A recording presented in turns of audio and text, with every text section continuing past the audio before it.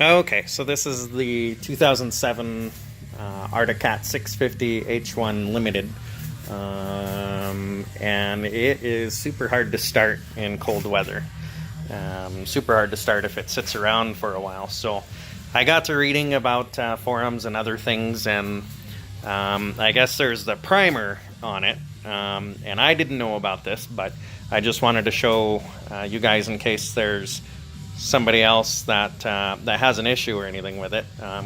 Cold starting, I'll wear a battery down trying to start it, but so you got to remove the right side panel off of the bike, and so back in here there is that little lever right there. I'll zoom in on it, but there's a lever and it's connected. Let's see, I don't know if that little rubber primer there, and basically you pump that a few times. I don't think I can get my, yeah, there we go. So basically this pushes down like that, and that's priming.